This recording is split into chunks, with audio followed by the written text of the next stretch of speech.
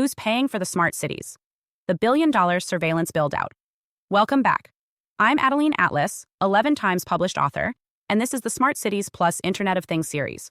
The notion of a smart city, a city designed with interconnected technologies that monitor, optimize, and manage everything from transportation to utilities, is more than just a buzzword. It's becoming a global reality. These cities promise to make urban living more efficient, sustainable, and convenient. The reality, however, is far more complex, and in many ways, deeply troubling. While these projects are often marketed as innovations for the public good, the question must be asked, who is really footing the bill? We're told that smart cities are the future, designed to reduce emissions, improve mobility, and provide a higher quality of life for their residents. But there's a hidden cost, a cost not just in terms of money, but in personal freedom, privacy, and data rights.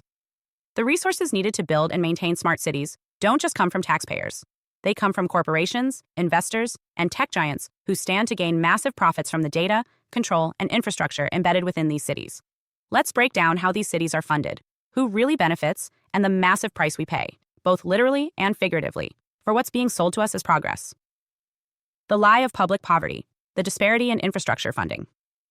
For years, we've heard that cities don't have enough money to fix aging infrastructure. Roads crumble, bridges collapse, and public transportation systems fall into disrepair, all because of lack of funds. Yet, in the very same cities where budgets are strained, billions of dollars are suddenly available to fund smart city projects. How is it possible that governments can't find money to fix basic infrastructure, but can suddenly invest large sums of money to install advanced technologies that control every aspect of urban life? Consider this. The cost of turning a city into a smart city isn't just about adding a few sensors or upgrading the public transit system. We're talking about building entire infrastructures of 5G networks, IoT-connected devices, biometric surveillance, and predictive algorithms. The installation of these systems comes with an astronomical price tag, often far exceeding the cost of traditional infrastructure repairs. Take 5G technology as an example. The network necessary to support 5G connectivity requires thousands of small cells, booster stations, and fiber optic cables, all of which need to be installed across entire cities. 5G infrastructure isn't just an upgrade to current technology. It's a massive re-engineering of the city's entire communication network. The cost of deploying 5G far surpasses the traditional cost of fixing roads, building schools, or repairing bridges. This isn't a one-time investment. These systems require continuous upgrades, maintenance, and integration into a growing global network. Despite the enormous cost, why are governments prioritizing these technological initiatives over basic infrastructure needs? The answer lies in the financial structure of these projects. The public-private partnership model, who really benefits? Smart city projects are often funded through public-private partnerships, PPP. On the surface, this might seem like a good model. Government bodies collaborate with private companies to develop and manage urban services. However, in practice, this model often benefits corporations, not the public. In PPPs, private companies, such as Amazon, Google, IBM, Cisco, and NVIDIA, play a central role in financing, designing, and implementing the technological infrastructure of smart cities. In return, they profit from the systems they build, not only from the sale of devices, sensors, and data management services, but also from the data generated by citizens. The real money isn't in physical infrastructure. It's in data extraction and surveillance. Think about it. Each sensor, camera, smart meter, and biometric system in a smart city is designed to collect data about your movements, your consumption habits, your health, and your social interactions. That data is then sold, shared, or used by the very companies that built the system. So while the public funds the installation and maintenance of this infrastructure, the private companies profit from the data collected through it.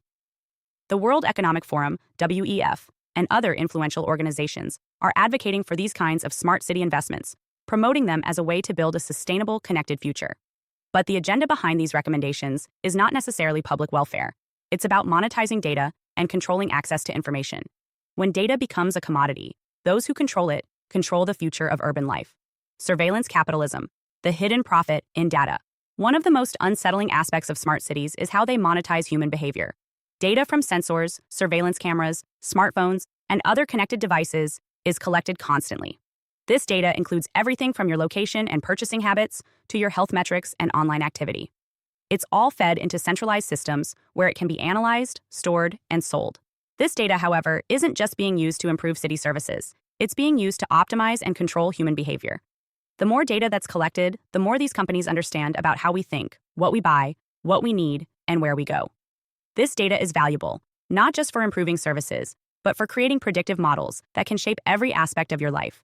When your movements are tracked, your purchases are logged, your behavior is predicted, and your social status is calculated. You're not just a resident of a city. You are a product, constantly being analyzed and controlled by the system. Surveillance capitalism is what drives the funding of smart cities.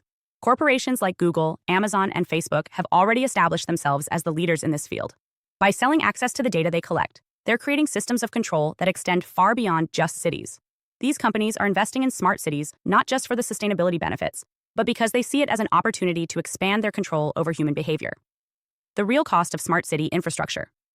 The financial cost of building a smart city is staggering. To implement 5G technology throughout a city requires thousands of small cells, which are necessary to provide the high-speed connectivity that powers smart devices. But 5G isn't just about faster internet. These small cells also function as sensors that collect and transmit data, not just for telecom services, but for surveillance purposes. The cost of laying fiber optic cables across a city, installing biometric scanners, setting up video surveillance in public spaces, and equipping all public buildings with IoT-connected devices isn't just high. It's exorbitant. The bill is footed by taxpayers, but the profit goes to tech giants. The total cost of smart city infrastructure, from installation to maintenance to upgrades, far exceeds the cost of traditional urban development, such as repairing roads or bridges. And let's not forget about smart meters. These meters track not just your energy use, but your behavioral patterns. If you exceed the system's acceptable consumption limits, your access to power could be restricted. So, while the system tracks and regulates your every move, it profits by controlling how you use resources, charging you based on real-time data. Who owns the smart city? Who owns the data collected from these cities? The answer is simple: the corporations that provide the technology. They own the infrastructure, they control the data, and they use it to optimize their profits. The cities may claim ownership of the physical infrastructure, but the real value lies in the data generated by citizens. The ultimate goal isn't to improve quality of life. It's to create predictive models of human behavior, making cities not just centers of commerce and social activity, but also data hubs, places where people are reduced to data points, subject to surveillance, sorting, and analysis at every turn. Conclusion: the hidden costs of a smart future. The real cost of building smart cities is not just financial, it's human. These cities are designed to monitor, track, and control the movements, behaviors, and interactions of their residents. And while the public funds the infrastructure, private corporations profit from the data generated. The smart city is not a utopia. It's a system of surveillance capitalism in which our freedom is constantly measured, tracked, and limited by algorithms designed to maximize profit for tech giants. The price we pay for this convenience is our autonomy, our privacy, and ultimately, our freedom. Hi, I am Adeline Atlas, 11 times published author, and SOS, School of Soul has a brand new series, the AI and Future Technology series. Look, you know the world is changing, and no, it's not going back to normal.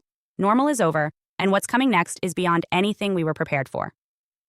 The School of Soul, AI and Future Technology series includes 319 videos on 1. The Download Society, How Data Has Replaced Destiny. 2.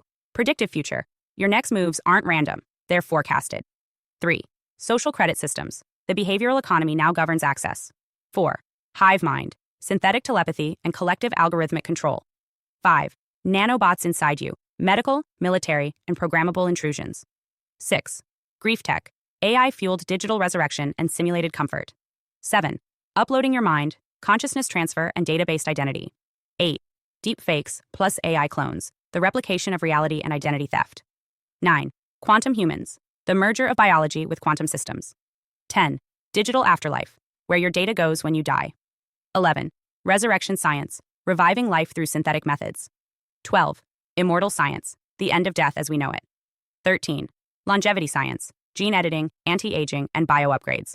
14. Designer babies, engineered perfection before birth. 15. Artificial wombs, birth decoupled from the female body. 16.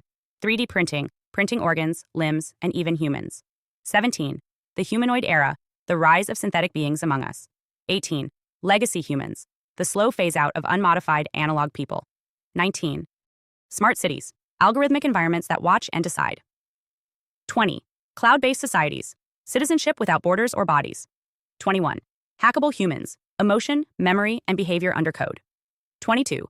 Biometric scanning, your body is your password and your prison.